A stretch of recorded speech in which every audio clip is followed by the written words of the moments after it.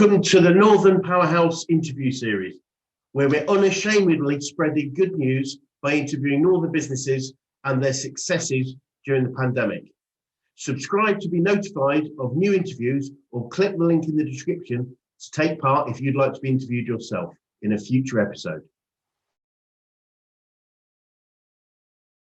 Good morning. Welcome to Northern Powerhouses Business Success Stories. So we are joined by Ian Gostellow this morning from Graywoods. So thank you ever so much for joining us.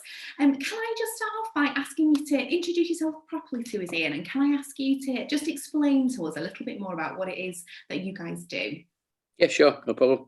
It's Ian Gostellow from Graywoods. We're business recovery and insolvency specialists.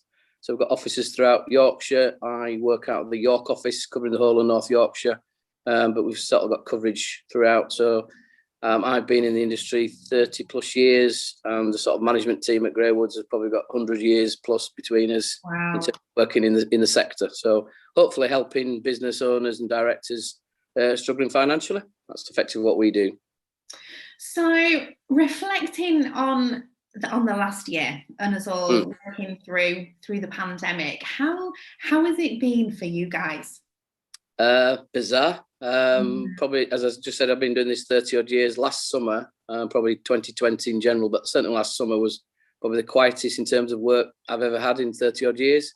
And people think that's a bit strange when they speak to you, saying obviously with all the issues that businesses had last year, thinking that we must be stacked out and busy, but because all businesses, and quite rightly, businesses were signposted by their professional advisors to the government grants or furloughing staff or whatever help was out there, then insolvency and taking advice in terms of their business was not top of the agenda, quite rightly. Yeah. So obviously the accountants, where we get most of our work referred to us, were signposting their clients to these grants that were keeping businesses alive. And that was why the industry and ourselves were so quiet last year. And on top of that, how I particularly work and how we work as a firm is that most of our work, as I mentioned, comes from accountants. So it's all very referral based on relationships you built up with those accountants. Yeah. Obviously, my method of getting out to see these accountants is normally popping to see them to their office, going for a coffee. Well, that was out of the equation for most of last year. It's only just starting coming back to the agenda now. So on top of having no work for quite a lot of the year, a lot of the networking I would do on a one-to-one basis with my contact base was also out the window as well, or you had to adapt to it. So a very, very strange year all in all, yeah. So what would be, I mean, obviously it's been bizarre for you. It's been a very strange year for you. What would you say is the main challenge that you've had to overcome? Not having the work. To be fair, I'd say 30 odd years I've used to working, splitting your time between trying to get that balance right without seeing contacts, but also doing the work that those contacts and those relationships bring in.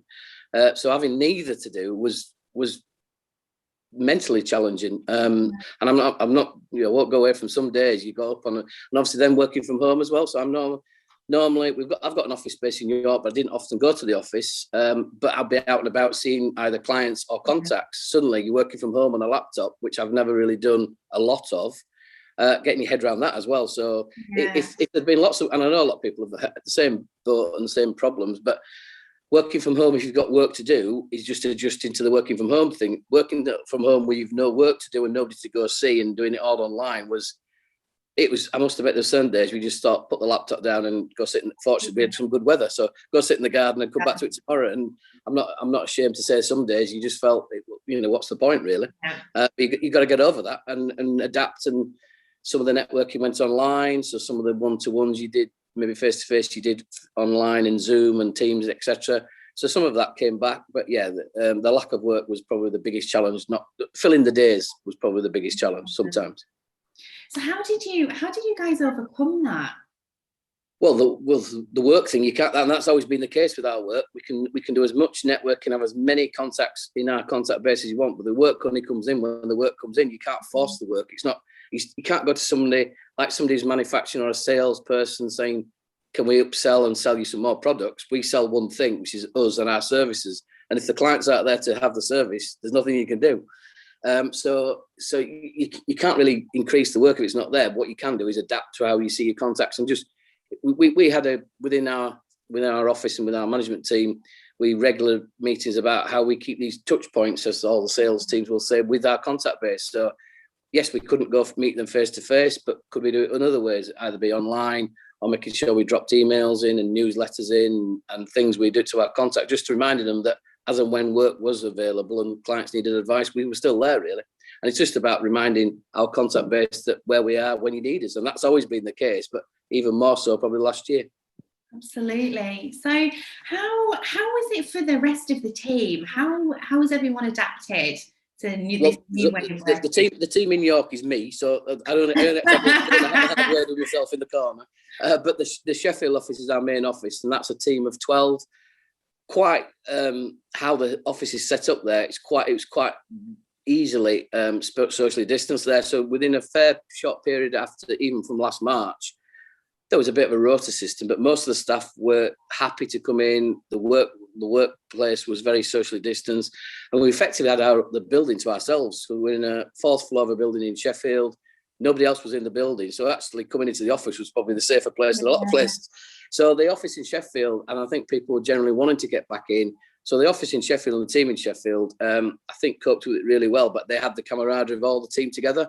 So they were in the office quite a lot from fairly early on and still right through the period, and obviously managed to catch up on some work. But again, obviously not a lot of new work there, so it was time to make sure everything else is bang up to date, ready to go again when referrals started happening.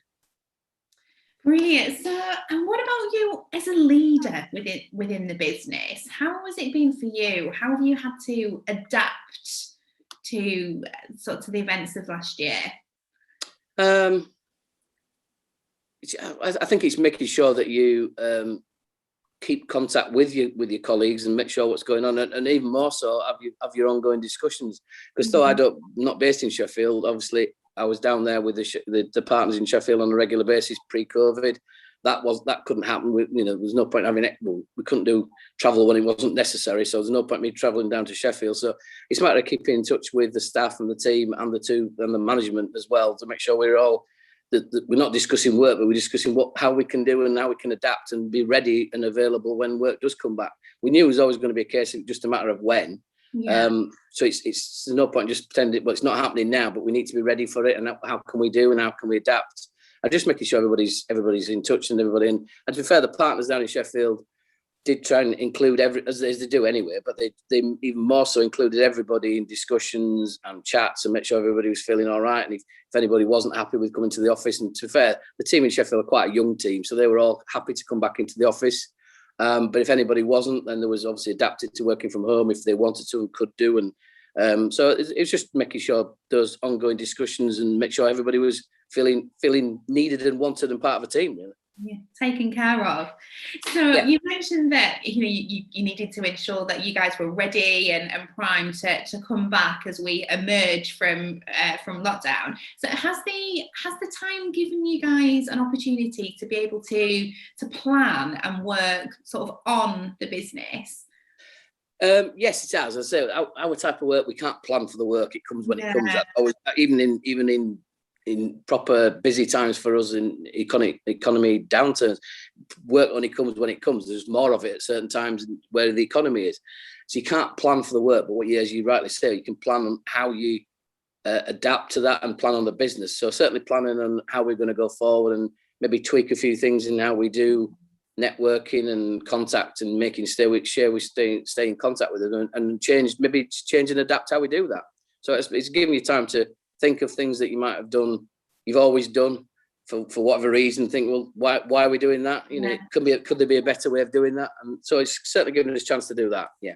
Brilliant. So of the changes and the adaptations that you guys have had to make over the last year, because your hand has been forced essentially, is there anything that you think then moving forward that you guys will, like maybe remote working, for instance, any of those changes or adaptations that you think, do you know what, we're actually going to keep hold of that, or we're going to move into that in the future?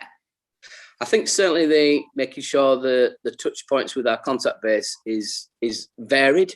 I think that definitely is, rather than it being very much face-to-face, and or networking and or newsletters. There's other ways, and so I think we'll go back to doing the face-to-face. And my diary's starting to fill up with people desperate to see me for a coffee, which is great. I'm going to start doing that from next week, the week onwards. So we will go back to some of that.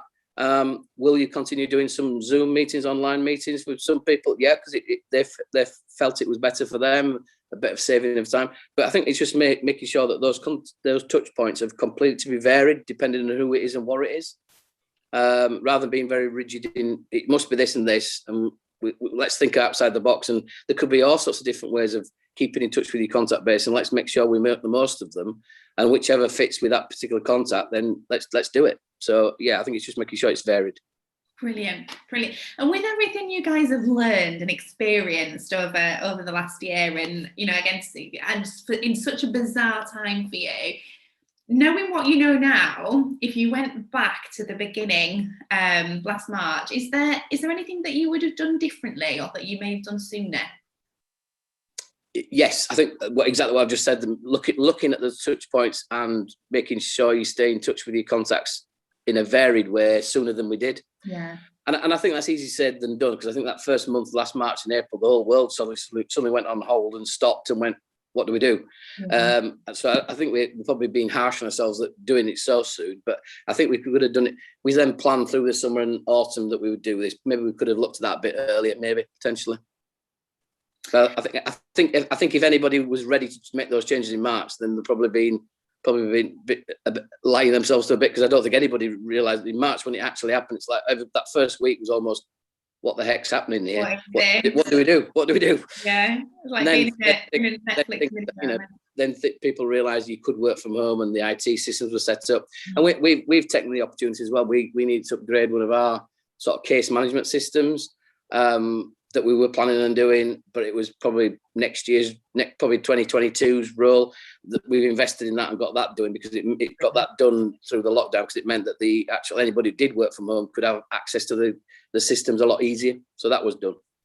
And that's actually proved easy to be done, because the guys coming in to fit it and do the software and whatever, coming to the building, there was nobody else in there. So they actually got it done. Yeah. Brilliant. So in spite of the challenges that you guys have faced over the last year, what's the biggest positive that you can take away? That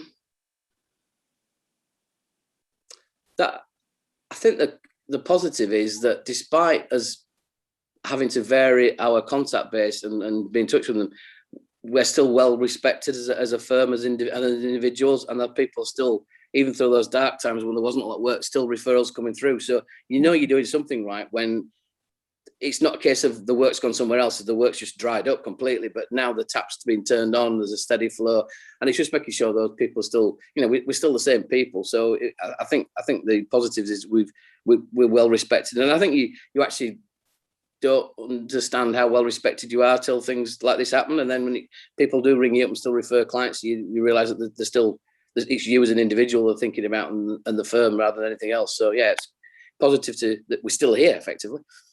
Absolutely. And what are you guys most looking forward to? As we start to emerge from lockdown, what are you guys looking forward to the most? Me personally, getting out, meeting people face to face, having a coffee, sat out having a coffee with my contacts, and getting back to find out how they've been through the year, because some of them I have talked to online, some of them I've talked to over the phone, some I've not talked to for a good 12 months. Now they've been in, as we're back to what we were saying about being in touch with that newsletters and other things, but it would just be nice to get out and see somebody face to face and just chat to, how they've found it as well. Good to find out what they've done to adapt things and how they've found the business, because accountants, which I mentioned about where we get most of our work from, I think accountants initially in March thought this is going to be a terrible, awful year for them in terms of clients. Actually, it's been the busiest year they've probably ever had, because they've been doing their day job, looking after clients, but also signposting them to all these government grants and doing all the furlough if they've got a payroll bureau. So the accountants have probably had the busiest time ever, and I think some of them are just ready for a bit of a break now. Really, so they have busy times during the year anyway, with self-assessment in January and year ends. But on top of all that, they've had all the other work they've had to do and signpost clients. So it'll be nice to find out how they've been. I know they've all been busy, the ones I've talked to in my contact base, but it'd be nice to chat and have a coffee with them and just to say, how did it go, sort of thing.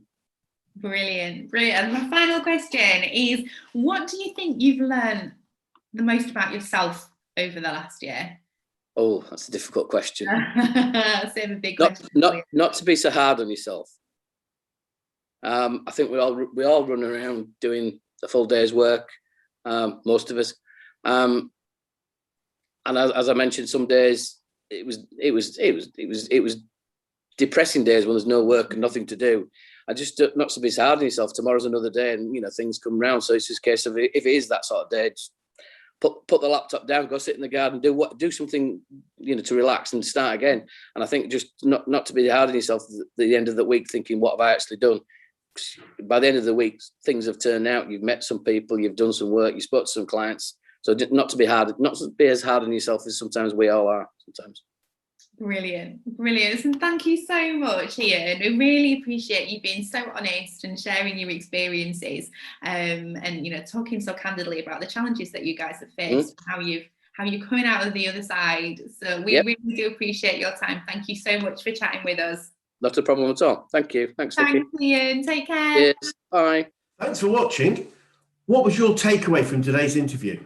Please post it in the comments below, and subscribe for all our upcoming videos, or click for the next video here.